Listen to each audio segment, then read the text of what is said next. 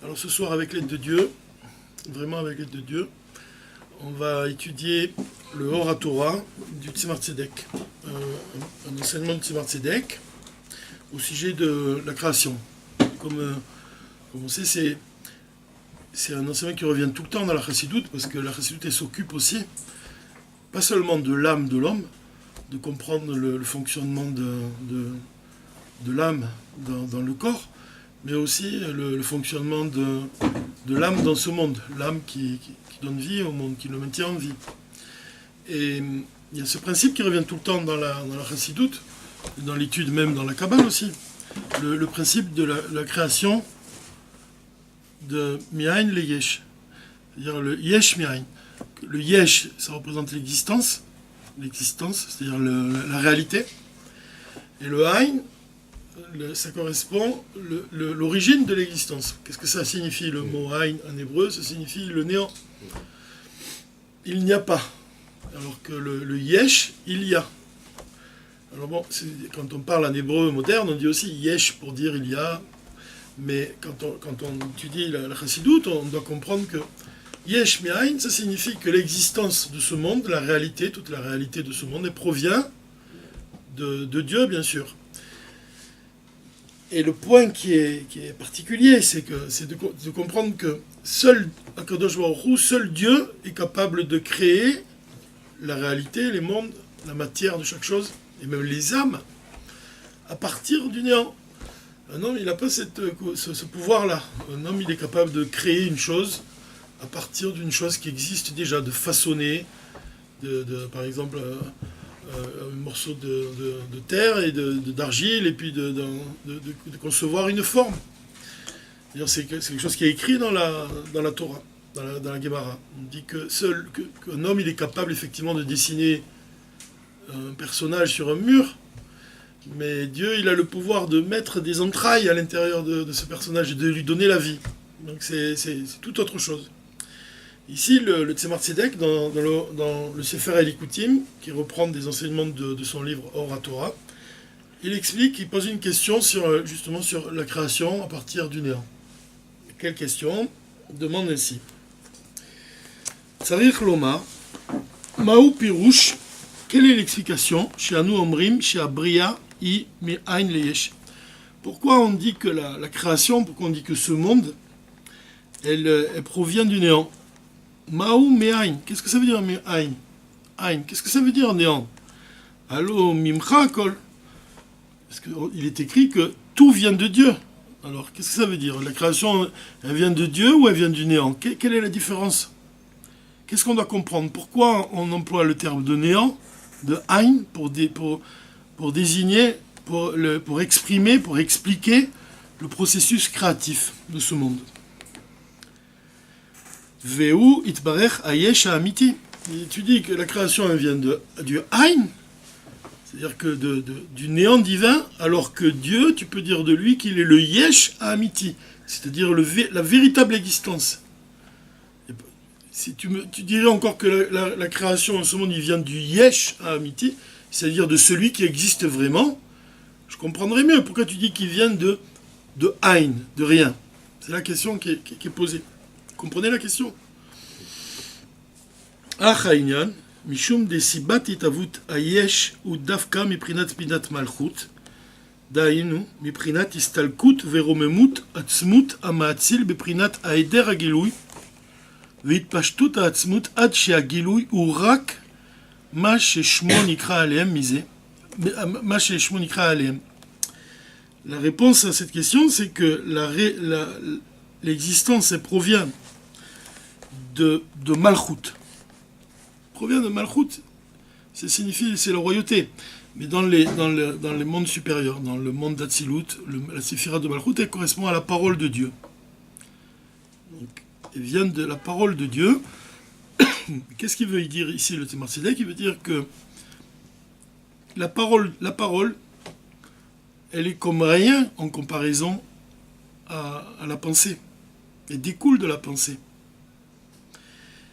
Et ici, on parle de la création du monde, et on dit que le monde il vient du souffle de Dieu, il vient du souffle divin. La séphira de Malchut, Et dans ce souffle divin, il y a ce qui est écrit ici, il dit Istalkut veromemut atzmut amaatzil biprinat aeder agilouy. Ça signifie que dans le souffle divin, il n'y a pas son essence. Il n'y a pas l'essence divine. C'est le mot istalkut. Disparition, ça veut dire en hébreu. Le mot istalkut, c'est disparaître. Et le mot atzmut, il désigne l'essence divine. Le mot romemut, ça veut dire quelque chose qui est romem, c'est quelque chose qui est élevé, qui est haut, qui est quelque chose de sublime même. C'est romemut, c'est ce qui est très élevé. Donc dans la parole de Dieu, si je relis la phrase, il écrit ainsi: la création du monde, de l'existence, ou dafka miprinat midat malchut, donc elle se fait la création par la mida, par l'attribut de malchut, dainu, c'est-à-dire miprinat istalkut veromemut atzmut amaatzil, de telle façon que dans le souffle de Dieu, son essence, elle n'apparaît pas. Elle est absente. Eder agelouy, elle est cachée. Elle se cache dans le souffle divin. Veit pashtut haatzmut, c'est-à-dire l'essence qui se révèle. C'est pas le cas ici, elle se révèle pas. Ad shehagilouy, mais le dévoilement, qu'est-ce qui se dévoile? Urak ma sheshmo nikra alehem, c'est-à-dire un mot malchut. Dieu, il dévoile seulement sa royauté, il dévoile pas son essence. C'est ça ce qu'il dit ici. C'est-à-dire que c'est comme quelqu'un qui parle, imagine quelqu'un qui parle, mais qui ne dit pas le fond de sa pensée. On pourrait le dire ainsi. Dire, les mondes, c'est la révélation il se révèle par sa parole, mais la pensée de Dieu, elle est cachée. Elle n'est pas encore dévoilée. Quand est-ce que la pensée de Dieu va se révéler, ça c'est une autre histoire. Pour le moment, ici, on étudie, on voit que Dieu, il cache son essence quand il crée les mondes.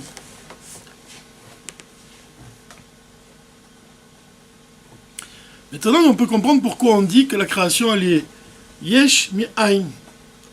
Parce que le yesh, il correspond à la réalité de ce monde, la réalité, mais elle vient du ain, ça signifie quoi?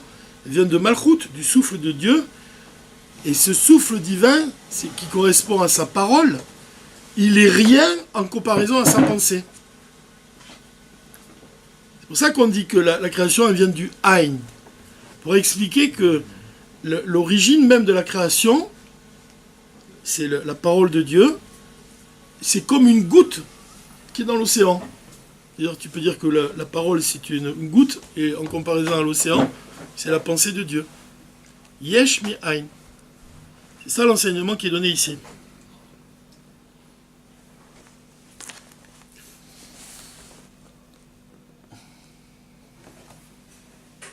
Donne un autre exemple aussi qui nous permet de comprendre. Il nous dit ici,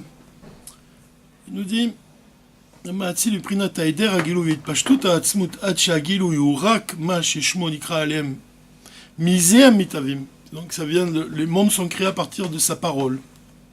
Au Prinatzon Nikra Ain. Et ce niveau il s'appelle Ain, pourquoi? Rien, c'est-à-dire le néant. Des Kelo Chashive Legabe Atzmut. Parce que il est rien, sa parole elle est rien en comparaison à son essence. C'est intéressant parce que pourquoi on ramène cet enseignement ici? Pourquoi c'est important de comprendre, d'étudier ça? Pour comprendre que c'est Tzemach qui explique ici que ce monde-là, il vient seulement de la parole de Dieu.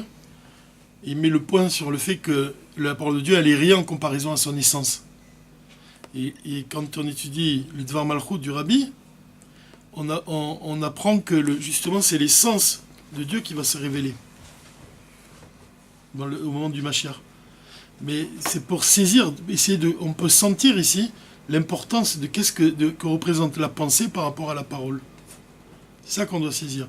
De comprendre que ce monde-là, c'est un simple reflet de son essence.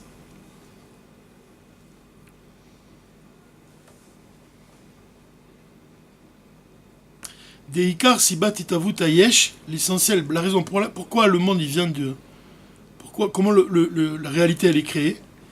Ou dafka les fiches et nimchar mi ain, pourquoi précisément ils viennent du Ein, du néant divin, de sa parole. Chez Ilu Aya Itgalut Atzmut, parce que s'il provenait réellement de son essence, si l'essence de Dieu elle se révélait, Lo Aya Nivra Beprinati Eshklal. Le monde, l'existence ne pourrait pas le supporter. Encore une fois, c'est un ridouche, l'enseignement du Rabbi, c'est un ridouche, puisque le Rabbi il parle de la révélation de l'essence divine. Alors qu'ici, le Tzemar Tzedek, il nous dit, mais si l'essence divine se révèle, il ne peut pas y avoir d'existence. Comment on peut concilier ces deux enseignements? C'est ça qui est intéressant. C'est ça qu'il faut essayer de comprendre. Et en fait, quand le Rabbi dit qu'il faut faire une demeure pour l'essence de Dieu, ça répond à la question. C'est-à-dire qu'on doit changer le monde, on doit transformer le monde de manière à ce qu'il soit un réceptacle pour recevoir la lumière de l'essence divine. Comme dans la paracha Balotecha, où on dit qu'Aaron il doit allumer la flamme et que la flamme elle monte d'elle-même. Et ça veut dire quoi dans ce sujet-là? Ça veut dire que tu dois préparer le monde de manière à ce qu'il monte de lui-même.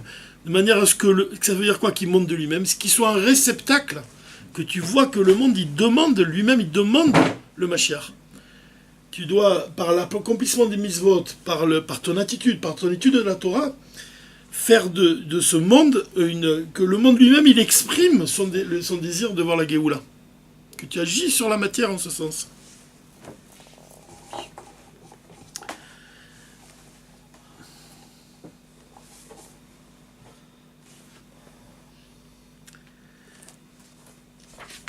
Il y a une chose qui est intéressante de comprendre aussi, à partir de cet enseignement du Tzemar Tzedek, c'est que la lumière,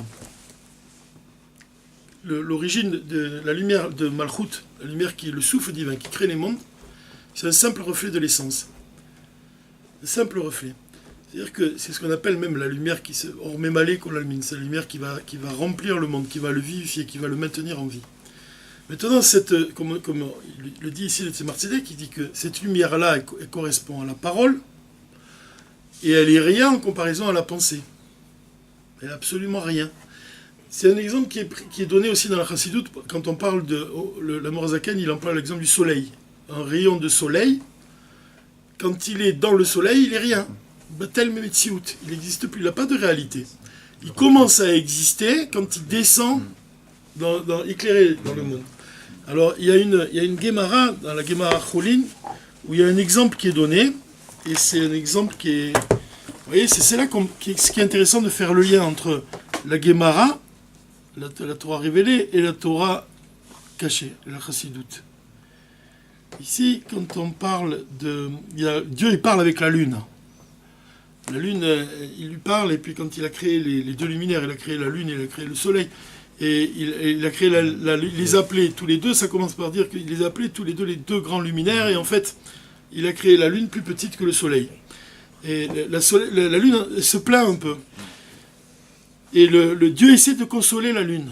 Et à un moment, il lui dit comme ça, il lui dit, mais tu vois, toi, je te donne quelque chose que je ne donne pas au soleil, c'est que toi, tu brilleras même parfois le jour. Et c'est vrai que des fois dans la journée, on voit la lune dans le ciel. Et le soleil, lui, jamais il brillera pendant la nuit. Mais toi, oui, toi, tu brilleras des fois le jour et des fois la nuit. Et la lune, elle est pas tellement satisfaite de cette réponse. Chaque fois, elle essaie d'argumenter. Mais elle lui dit comme ça, elle dit, Dieu a dit comme ça. Elle lui dit, Shraga betiara mai aane. Ça veut dire, ça c'est les mots dans la Gemara, ça veut dire ner, une lumière, bifne or hashemesh, une lumière devant la lumière du soleil. Ma'umoil, en quoi c'est utile? C'est-à-dire, tu me dis, à Kadosh Baruch Hu, tu me dis que même des fois, parfois, je vais briller dans la journée, mais cette lumière, dans la journée, en quoi elle est utile? On ne la voit pas, on ne la ressent même pas. Tu vois, c'est l'idée qui est donnée ici. C'est-à-dire, comment une lumière, en quoi c'est utile une lumière qui éclaire en plein jour? Ça s'accorde avec ce qu'on étudie là, ici, ce que dit le Tzemar Tzedek, ça s'accorde très bien. Ce qui nous dit que les mondes, yesh mi ayn, c'est-à-dire la réalité, elle vient de ayn. Le mot Ein, on a dit, c'est quoi? Dire que c'est le souffle divin. C'est pas Ein, finalement, c'est pas rien du tout. C'est le Yesh Amiti, Dieu. C'est l'existence véritable. Pourtant, pourquoi on l'appelle Ein, comme on a dit? C'est parce que le souffle de Dieu en comparaison à la pensée, c'est rien du tout. C'est comme, tu dirais, une flamme qui éclaire devant le soleil. Malgré tout, ce qui est important, c'est que la Chassidoute, elle vient te dire que même une flamme qui éclaire même devant le soleil, elle continue d'exister malgré tout, même si tu ne perçois pas sa lumière. D'ailleurs, c'est ce que Dieu dit à la lune. Il lui dit, tu brilleras, même parfois dans la journée aussi. Et c'est vrai que tu perçois, tu la vois, tu vois la lune. Bon, évidemment, elle n'a pas la force du soleil, mais tu vois son éclat. Et ce principe-là, c'est le principe du rayon du soleil qui commence son existence à partir du moment où il sort du soleil. De la même façon, tu vois que le souffle divin, il est comme rien en comparaison à la pensée de Dieu. Il est comme rien, c'est juste un reflet de sa pensée. Malgré tout, c'est ce souffle qui anime et qui crée, qui maintient en vie tous les mondes. Et dans ce souffle, il y a l'essence divine elle-même qui est là, mais qui est cachée, qui est imperceptible. Et comment on peut rapporter cet enseignement ici dans notre paracha, même dans Baalotecha et même dans notre vie? Comment tu peux appliquer ces principes-là? À quoi ça sert d'étudier, d'essayer de comprendre Yesh Mi Ein? Parce que l'exemple, tu peux prendre un exemple qui est bien réel, c'est celui du chassid qui est dans le bureau du rabbi. Tu prends un chassid qui est dans le bureau du rabbi, c'est comme un rayon de soleil qui est dans le soleil. C'est-à-dire qu'il n'a pas d'existence. Malgré tout, il en a une. Malgré tout, il en a une. Mais elle ne commence pas encore, elle n'est pas révélée. Et dès qu'il sort du bureau du rabbi, alors à ce moment-là, son existence commence à exister. De la même façon, dans l'enchaînement des mondes, il y a la lumière qui vient, il y a l'essence divine, c'est Dieu. Puis il y a un reflet de son essence qui va se révéler, c'est sa pensée première, c'est la séphira de Keter. Puis il y a cette lumière de Keter, elle va descendre, elle va illuminer le monde d'Atsilut. Puis ensuite, le monde d'Atsilut, cette lumière va descendre jusqu'au monde de Bria, au monde de Yetzira, jusqu'à l'autre monde, jusqu'à l'âme d'un juif simple. Donc cette lumière-là, elle vient de très très haut. Maintenant, comment ce juif simple, il reçoit cette lumière? Alors on t'explique que, évidemment, imagine, tu parles de l'essence divine. C'est le Yesha Amiti. Elle subit des contractions. Mais les sages, c'est le Rabbi Rachab qui écrit une chose ici, qui dit que la lumière, telle qu'elle descend du monde d'Atsilut au monde de Bria, c'est un grand voile qui change même la lumière, qui la change. Elle va avoir une autre nature quand elle passe du monde d'Atsilut au monde de Bria. Il dit, mais la lumière qui vient du monde de Keter et qui descend dans le monde d'Atsilut, elle ne change pas sa nature. Elle ne la change pas. C'est-à-dire que la lumière, elle va garder une qualité dans le monde d'Atsilut qui vient de très haut, qui vient de Keter. Tu pourrais te servir de cet enseignement-là du Rabbi Rachab pour dire qu'un chassid qui se trouve dans le bureau du Rabbi, il va prendre un peu de cette lumière, il va prendre beaucoup même de cette lumière du Rabbi, et il va descendre avec dans le monde pour illuminer le monde. C'est le principe, c'est ça, Baalotecha, que quand on dit qu'on doit allumer la flamme pour que la flamme monte d'elle-même, il y a quelque chose de très étonnant dans ce phénomène physique, quelque chose de très très spécial. C'est que quand tu prends une flamme et que tu allumes une autre flamme, tu obtiens la même flamme. Tu obtiens la même flamme. C'est quand même quelque chose de divin. C'est-à-dire que tu obtiens vraiment, c'est une même flamme que tu obtiens. Et c'est exactement la même chose quand tu as un chassid qui reçoit un enseignement du rabbi, ou même surtout, plus qu'un enseignement, qui est une mission. Qui reçoit une mission, qui doit accomplir une chose. Parce qu'en même temps qu'il reçoit cette mission, il reçoit les forces pour l'accomplir. Ça, c'est réellement important. Mais quand il reçoit de cette lumière-là, il va garder même de l'essence même de la lumière. Il va la garder avec lui quand il va sortir du seuil, quand il va passer le seuil du bureau. C'est exactement la même chose qui se passe quand la lumière de Keter elle passe dans le monde d'Atsilut. Malgré tout, c'est pas le Tzimtzum dans le but de cacher la lumière, c'est un Tzimtzum dans le but de révéler la lumière. C'est-à-dire que dans le mot Tzimtzum, quand on parle de Tzimtzum, il y a cette notion de contraction de la lumière, on doit voiler la lumière, on doit la contracter pour qu'on puisse la recevoir, parce que sinon elle est trop forte. Donc c'est comme un voile, un Tzimtzum. Mais finalement, on doit comprendre que c'est dans le but de dévoiler une chose. Quand on comprend, quand on s'attache à comprendre que l'existence de ce monde, il est comme rien en comparaison au Yesh HaAmiti, c'est-à-dire à Dieu lui-même, on doit comprendre que par le fait d'appliquer, surtout d'étudier la Chassidoute, c'est qu'on va faire de ce monde exactement la même chose. On va faire l'essence divine, elle est capable d'illuminer le monde, que le monde il reflète la lumière de l'essence divine de la même façon qu'une flamme. Et quand tu allumes une autre flamme, tu obtiens une même flamme, de la même qualité. Et cet attachement-là du chassid vis-à-vis des enseignements du rabbi, c'est ce qui permet ce dévoilement.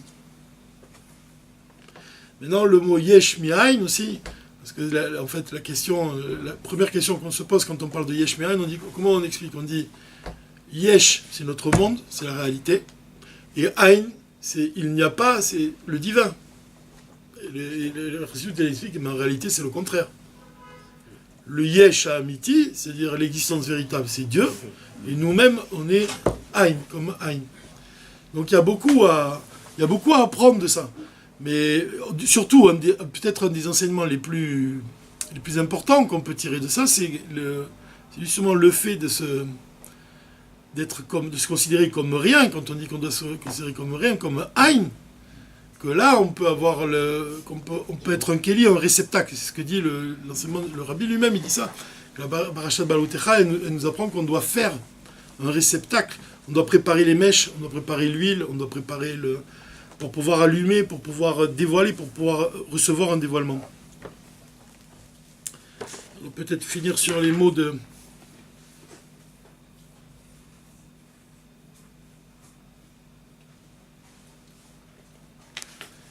Tzemar Tzedek.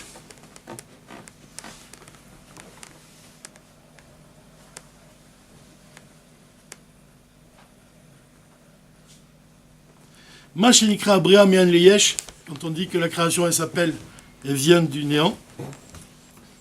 De l'echaora aïno mouvan, a priori on ne comprend pas. Velama nikra me'ain, pourquoi on dit qu'elle vient du néant? Alors mimcha, elle vient de toi, de Dieu. C'est de toi qu'elle vient, pas du néant. Chez où itbarech ou ayesh amiti, que Dieu il est lui-même le yesh véritable. Vechol haolamot et tous les mondes qui est ain negdo. C'est le contraire, les mondes ils sont comme rien face à lui. Ou miefes vetohu, ils viennent du néant, du tohu. Nir chez vous, ils sont considérés comme rien en comparaison à lui. Etzlo, itbarech. Dekula kemo kelo chashiv, que rien n'est d'important face à lui. Veimken, aya raoui loma, il aurait été plus logique de dire chez nit ava mi yesh le ain, dit que dire le contraire, que Dieu, le monde a été créé de yesh et que nous-mêmes on n'est rien. Le monde il est comme rien par rapport au yesh. Pourquoi on a dit le contraire? Ou maou meyan le yesh. Alors pourquoi on dit que le monde il est créé de rien? Achaïna, nous, le sujet il est Alpi Mashkatav Lema, la réponse elle est sur ce qui a écrit auparavant dans le Oratora. Beperush Eimatai Gadol.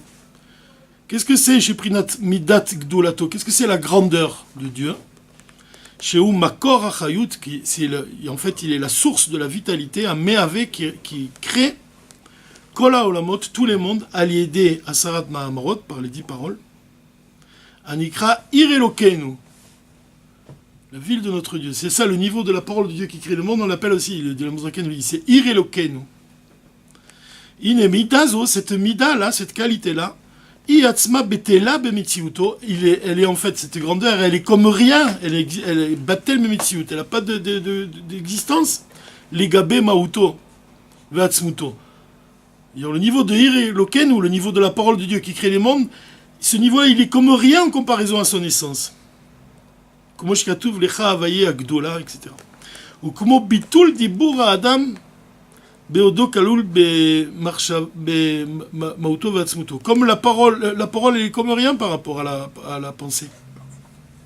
Tu peux penser des milliers, tu peux dire des milliers de paroles, c'est infini, mais la source même, la pensée, elle est beaucoup plus élevée.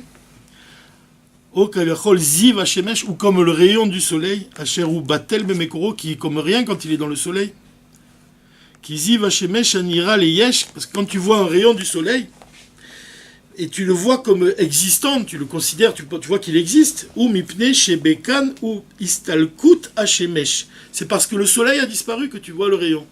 C'est comme le chassid. Le chassid il commence à exister quand il quitte le bureau du rabbi, quand il a reçu une mission. C'est comme l'âme d'un juif elle commence à exister quand elle descend dans le corps. Aval beshemesh atzmo, mais quand le chassid il est dans le bureau du rabbi ou que le rayon il est dans le soleil, ou batel bemekoro mamash, il est comme rien dans sa source. Veinon ireklal, il est invisible même. Ki ayara veziv eino davar nifrad mi hashemesh, parce qu'il fait partie du soleil à ce moment-là. Qui t'avoue taziv, qui est la création du rayon, ou rak michamat istalkut hashemesh. Quand il existe ce rayon, uniquement quand le soleil l'abandonne, lui donne à exister. Car kaviachol chayut ve'arat shel kol haolamot, la vitalité de tous les mondes chez Uprinat Gdola, on a dit que c'est en rapport avec le mot Gadol de Dieu, ve'ir elokenu, betela bemekoro, il est comme rien par rapport à sa source, ad shenikra ain, et c'est pour ça qu'on dit ain. Donc là tu comprends qu'est-ce que c'est yesh mi ain, parce qu'elle est comme rien. Rak michamat atzimtzum, shetzimsem ve'estir et atzmo shelo itgale beprinat gilui rav. Dieu il donne à exister en se dissimulant, en se cachant, il permet l'existence. C'est comme le rabbi, il va donner à exister à une personne, à un chassid, en lui donnant une mission. C'est exactement ce qui est écrit aussi dans le chumash de la parasha Balotecha, quand Dieu il demande à Moshe, il lui dit de donner à 70 hommes de sa sagesse. Et c'est le mot Yatzil, le mot qui vient Ma'atzil. Dieu c'est Ma'atzil, c'est celui qui va donner, le mot Atzilut même. Il donne à exister à son chassid, en se séparant de lui, comme le rayon de soleil se sépare du soleil. Vezeu prinat anvatanuto. Asdavka atam otsek dulato, que Dieu tu trouves sa grandeur par le fait qu'il se fait petit. Shetie nikra beshem mida leavot olamot enketz. C'est-à-dire que il se dissimule pour pouvoir créer des mondes infinis. Aval les gabé Kadosh Baruch Hu, mais par rapport à Kadosh Baruch Hu lui-même, il n'y a pas de tzimtzum, il n'y a pas de dissimulation. Negdo itzbarer. Veimken I betela mamash etzlo venikra ain. Velachen nikra abria me'an veyesh. C'est pour ça que donc la création, on dit que c'est ain mi yesh, yesh mi ain. Pirouche, chez Gama Makora me'ave et anivra, que même la source de la création du monde, nikra ain, elle est comme rien en comparaison à Dieu, en comparaison à son essence. Velo kmo be'adam, et pas comme un homme. Chez Korapoel Eizope Oula Yeshba Itpashtut Mimaout Veatzmut Adam, Belachen Mitiage Alider Melacha. Il y a un homme qui va faire un travail, qui va fournir un effort. Il va se fatiguer à faire il va donner de lui-même dans son œuvre. Il dit chez la création du monde, c'est pas pareil. Belachen Shayach Lomar Alpeolato Miyesh le Yesh, parce que pour l'homme, tu peux dire que c'est une création qui vient Yesh. Une création qui vient de Yesh, de l'homme. Aval et Maala Einoken, chez Prinat Kalou la Chayut, Meave Aolamod Nikra Mimale Kol Almin, Eino Mimauto Veatzmuto Klal. La vitalité, la source de vitalité, la source des mondes, la source dont provient la vie de tous les mondes, comme elle est comme rien par rapport à Dieu lui-même, c'est pour ça qu'on dit que lui, il crée les mondes, c'est un simple souffle, même comme lui, il a été créé par la lettre He, on dit, le Yud Ke Vav Ke, la Sephira de Malchut, c'est le souffle de Dieu, c'est la lettre He du Yud Ke Vav Ke. Pourquoi He? Parce que on te dit que le He, pour lui, c'est aussi facile de créer les mondes que pour toi de souffler. Comme il veut dire ici, il dit, il n'y a pas de son essence, il n'y a pas de sa profondeur, c'est juste un souffle. L'homme, il fait yesh mi yesh, il crée comme tout ce qui fait un effort, donc il va sortir de lui, il va s'investir, il va se fatiguer. Mais Dieu s'est éloigné de lui. C'est pour ça qu'on dit, Malchut, ça désigne un roi. Un roi, c'est la mida de Malchut, ça désigne d'une part que c'est, évidemment que c'est quand même c'est la parole de Dieu, mais un roi, c'est comme quelqu'un qui est loin de toi.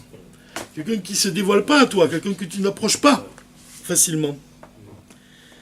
Ki im uprinat hod veziv levad. C'est pour ça que le souffle divin, c'est juste un reflet de son essence. Venikra Ain. Donc il est comme rien, Ain. Ma'shenken ma'uto ve'atzmuto. Mais ce qui n'est pas le cas de son essence, il va dire ou ayesh amiti. Son essence, ça c'est le yesh amiti, mais ce yesh amiti, il n'est pas révélé encore dans les mondes. Et Bezrat Hashem, tout le travail, tout notre travail, c'est précisément d'avoir le cœur brisé de l'absence du Mashiach pour pouvoir révéler ce Yesh Amiti. Parce que malgré tout, il est là. Il est là dans le monde. Rabbi Rachab, il disait que il a sous-entendu en disant un jour à un de ses chassides, il lui dit, mais tu sais, c'est réellement ton problème à toi. Toi, tu dois faire un effort avec toi-même pour lutter contre ton âme animale et pour essayer de te transformer, pour essayer d'être un tzaddik, de te battre, de révéler le bien en toi. Parce que moi, tu sais, déjà, je vois déjà l'essence divine dans ce monde, il disait comme ça, il a dit. Baruch Hashem.